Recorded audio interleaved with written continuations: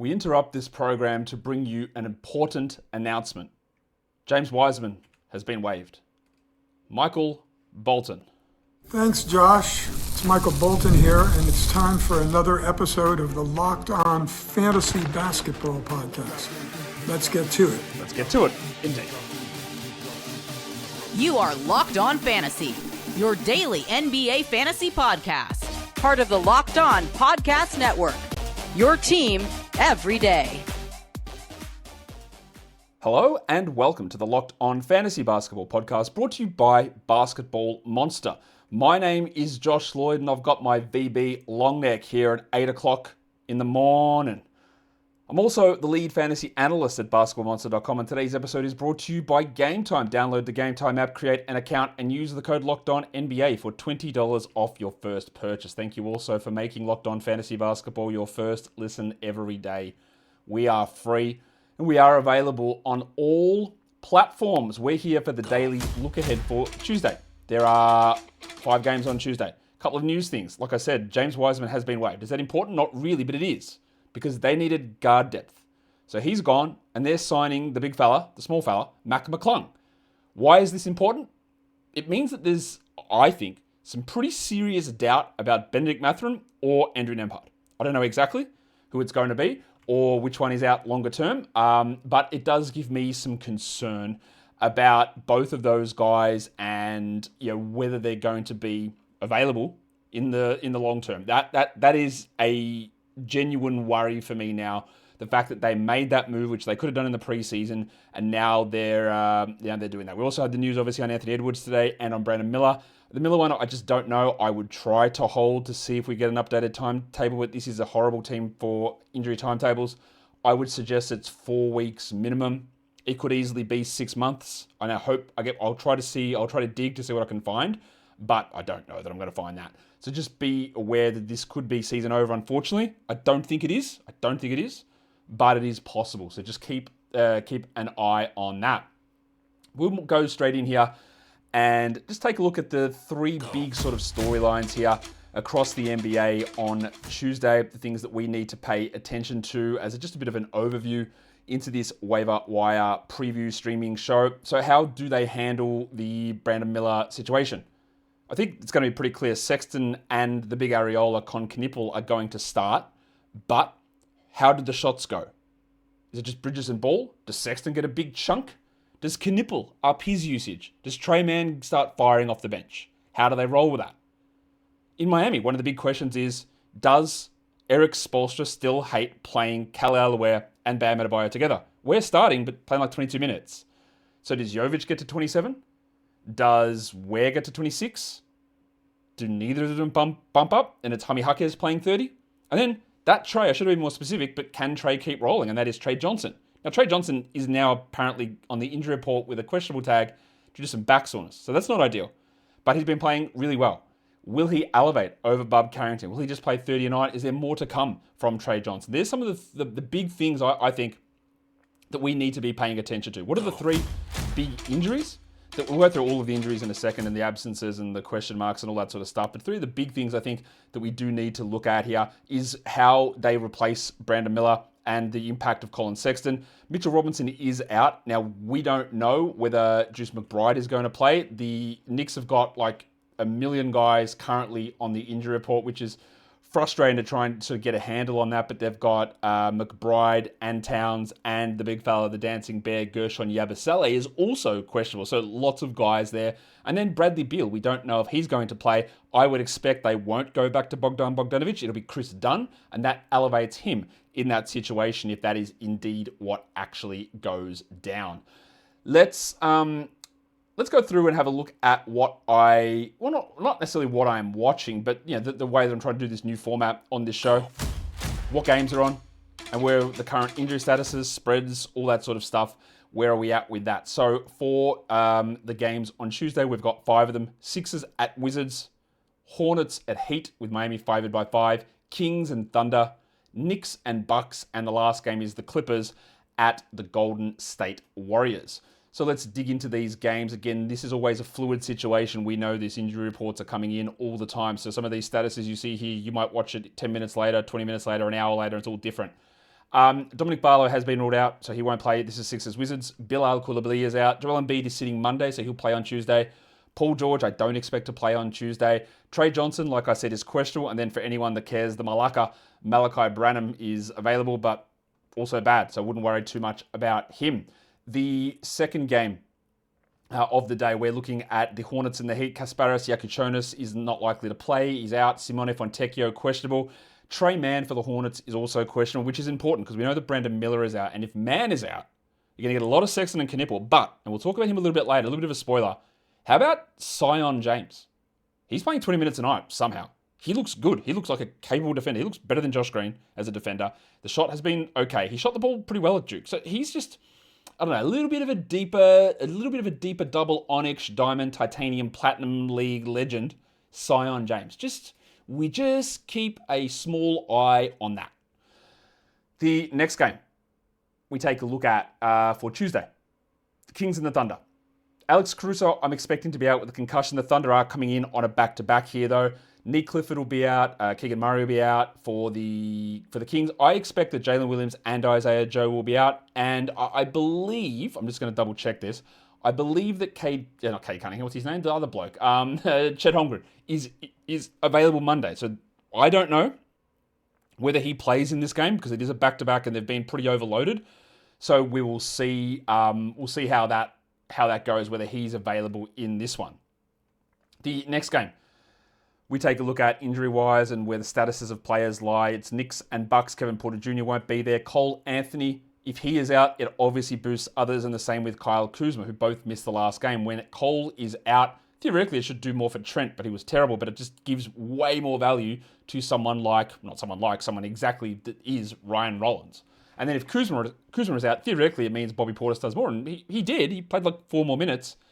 But I'm very worried that he is like getting close to washed Bob. I'm very worried he's not doing any of the things that he's done like 2-3 years ago. For the Knicks, Mitchell Robinson is out. So he was questionable when I put this together, but he is out. And then McBride and Towns is now questionable. And Yabusele is now questionable. So the Knicks are absolutely banged up at the moment.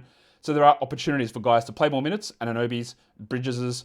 Josh Hart played 29 last game. We'll see, does he push even further? They did say he had no limit and he played 29. So what happens when McBride plays? And how does that impact where we see Josh Hart? And then the final game of the day is that Clippers game taking on the Warriors in Golden State. The Warriors are coming in on a back-to-back. Horford is not playing on Monday, so he will play in this one against the Clippers. D'Anthony Melton will be out. Alex Tui, I expect, is out. Kobe Sanders, it doesn't matter, but Bradley Beal is going to be the question there for the Clippers. Now, the Clippers play on this day, and then they play one more game the rest of the week. So if you were considering holding on to Bradley Beal, I don't think I would, but maybe do it for this day. And then the rest of the week, there's nothing going on. Yeah, your Derek Joneses, your Brook Lopez, which is useless to be holding him past this, and even Kris Dunn, if you're looking as a streamer, you can use them on Tuesday because we've got 11 games Monday, and then you can cut bait with most of those guys in this particular scenario. We'll come back now that we've gone through just the general overview, the general overlay of those games. We'll come back and we'll talk about some schedule-based activities and the streams of the day. We'll get to those very soon. Today's episode, though, is brought to you by FanDuel. The NBA is back, and there is no better place to get in on the action than on FanDuel, the official sports betting partner of the NBA. So with FanDuel, you can go place all your bets that you want to on the games, the futures. You can do spreads and totals and straight up betting and all that sort of stuff. But you can also do live betting in the game, and you can combine live bets into a live same game parlay as well to get a shot at a bigger payout. Right now, FanDuel is giving new customers $300 in bonus bets when your first $5 bet wins. So go to FanDuel.com to sign up and play your game with FanDuel, the official sports betting partner of the NBA, and don't forget to gamble responsibly.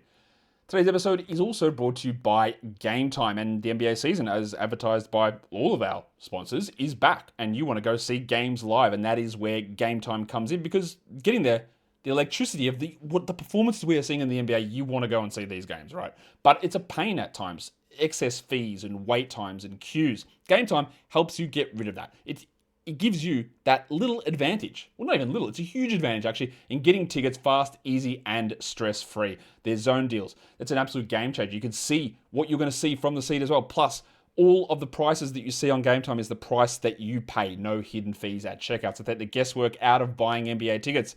with Game Time. Download the Game Time app, create an account, and use the code LOCKEDONNBA. For $20 off your first purchase, terms apply. The code is LOCKEDONNBA for $20 off. Swipe, tap, ticket, go. Okay, we're here looking at the games for, what day is it? Tuesday. Yep. So let's take a look at some of the ways that we can play around with the schedule to maximize our output, maximize our games, and take advantage of the limited moves we may or may not have in a league. So there are 3 teams with an incoming back-to-back. Now, that is a term that I'm going to use all season. What does it mean? It means that they play Monday and they second their back-to-back onto Tuesday, the day that we're focusing on here. So Warriors, Horford out Monday, playing Tuesday. No indication that Steph or Jim or Draymond will sit, but watch it. Maybe Moses Moody with a calf, watch that too. The Thunder play Monday and play Tuesday. So watch what happens. Does Caruso come back? Wallace has been dealing with a knee. Does he play? Does Shea play? Does Chet play? I wouldn't be shocked if we get some shenaniganizing there. And then the Philadelphia 76ers. And we know that Joel Embiid is out on Monday, and they are starting Boner and Jabari Walker. On Tuesday, Embiid will be back. Does Walker start at power forward again with Barlow out? Do they go double big with Boner? What does Drummond do playing time-wise? Does Justin Edwards play minutes? Do they go small and Quentin Grimes? But there is that back-to-back. I'm not worried about the dominatrix, VJ Edgecombe or Tyrese Maxey or Grimes or Oubre. It's really about the return of Embiid and then the trickle-down effect on those other guys. Outgoing back-to-backs, meaning Tuesday is the first of a back-to-back. Well, it's one team. It's the disaster that is the Sacramento Kings. Will they rest Domantas Sabonis? He played, I think, 37 minutes in his first game back from a hamstring injury. Game 2, he played 30. So that's a little worrying. To be honest, it's a little red flaggy. So we'll see what that means. How does he go? Tuesday, Wednesday. I'd imagine that he plays on Tuesday, and then we'll see where that takes us to Wednesday. No one else is at any risk, really, of sitting back-to-back there for the Kings. But if you are wanting to maximize 2 games, 1 move, your options are this. It's it. These are your options. Sacramento. I would try and look at a Wednesday, Thursday back-to-back because there are more options available to do it on that sort of pattern. But Schroeder, Ellis, Westbrook, for the deep league freaks, the double Onyxers, Dylan Cardwell, is he available on ESPN yet? We already know that Ray J. Dennis is not available despite being in the league for 2 years. Is Dylan Cardwell? I'll give them a pass. He's a rookie. He's only been on the Kings roster since July. We'll see whether he is available over on ESPN. So let's take a look at chunks. You already know if you're doing 2-for-1s, it's got to be Kings. Chunks, we're talking Tuesday through Saturday, all streamable days. How can you get 3 games in? Well, there's a lot of teams that do it. And here are 5 names that are available that will give you 3 games in 5 nights. Ryan Rollins, Chris Middleton, even though his production and minutes have dropped a little bit, 3 games in 5 nights, no back-to-backs, useful. Aaron Nesmith, really solid option. Nemesh Kader, and Wendell Carter Jr. is available in a lot of different spots. And if you're on the fence about using Wendell Carter, 3 games in 5 nights maybe pushes you over that edge. You know, we like to look at 5s and 2s, so you're taking each 7-day period as a week. Is there any 2-game weeks coming up? Yeah, the Spurs. We know the Clippers in week 2 have got 2 games, but from Tuesday through to next Monday, the Spurs play twice. So if you are looking at Dylan Harper, hopefully you're looking more longer term because 2 games is not enough. If you were considering what you're doing with Steph Castle, considering it's only 2 games, or you're looking at Luke Cornett, or you're looking at Bubble Champagne, it's just 2 games. So it is a pretty rough little go of things in terms of trying to sort that out. Let's get into looking at some streaming options now.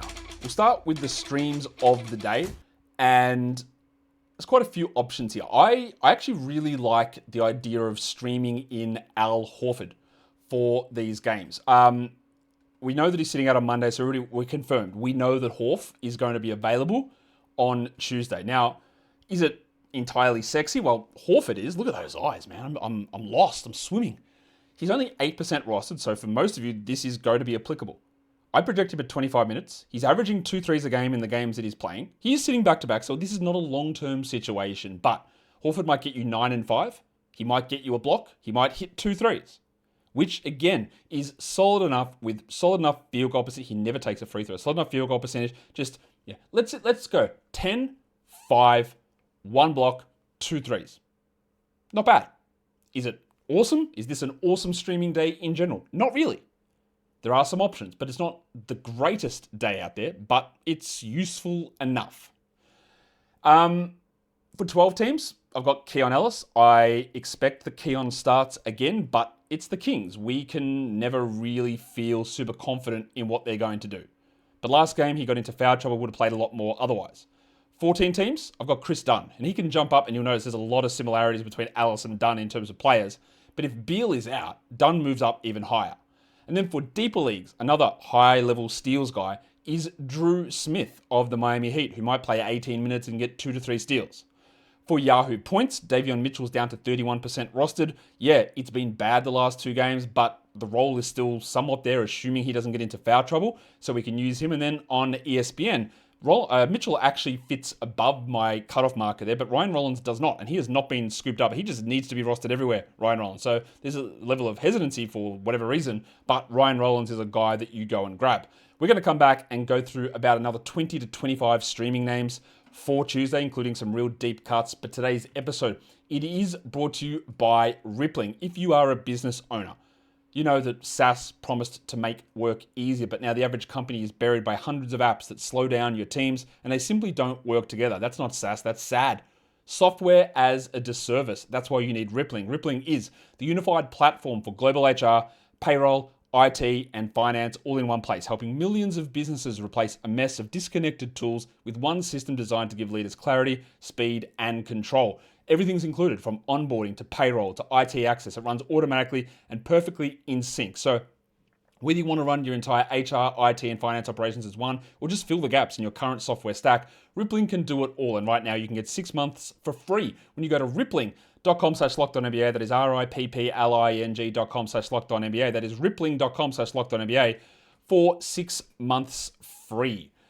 Today's episode is also brought to you by Monarch, and we know that we don't know our financial position. It's hard to keep a track of everything: investments, 401ks, bank accounts, whatever else you got. It's hard to keep a track of that. If you don't know what you got, you don't know what you're worth, how do you make more money? That's where Monarch comes in. The all-in-one personal finance tool that brings your entire financial life together in one clean, easy-to-use interface on your laptop or on your phone. It organizes your accounts, tracks your spending, and get a better handle on your investments without having to touch a spreadsheet.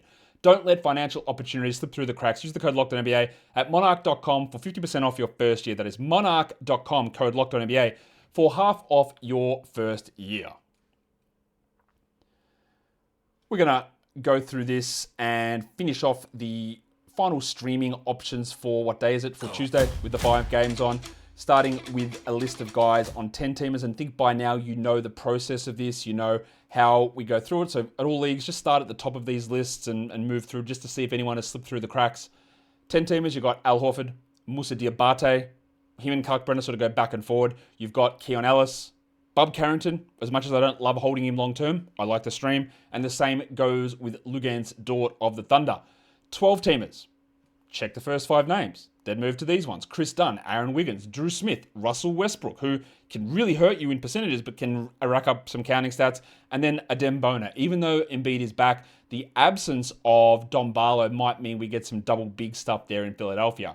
And then for deeper league category action, these guys, this is where we get really deep. Moses Moody, I expect that he plays, but maybe not. Jabari Walker, though, we already heard. I put this list together before I heard that he was starting, so I'm interested there. Sion James in Charlotte with the absence of Brandon Miller. Derek Jones for the Clippers, and then AJ Green, Big Boom AJ, also known as Sam. Sam's Club and Big Boom, they don't go together, do they? In Milwaukee, AJ Green is starting, and he's always a chance to get you 5 or 6 threes. Now we can take a look at some points league streaming options. We'll start with Yahoo, then we'll go to ESPN. These guys are all available in over 65% of leagues. Davion Mitchell, Ryan Rollins, Jaime Jaquez Jr., Quentin Grimes, and Al Horford for Yahoo. ESPN, some obvious crossovers, but maybe some different names. Ryan Rollins, the Hong Kong Mattress, Kaysen Wallace, Quentin Grimes, Jaime Jaquez Jr., and then his teammate, Little Chungus, Nikola Jovic. And that, guys, is a daily look ahead for the 5 games on Tuesday. Some streaming options, some interesting things to watch, especially in Charlotte with the full absence of Brandon Miller. Subscribe to the show. We'll have a recap of Monday's 11 games coming later today. I did a full waiver wire show earlier in the day as well. Guys, we are done here. Thank you so much for listening, everyone. See ya.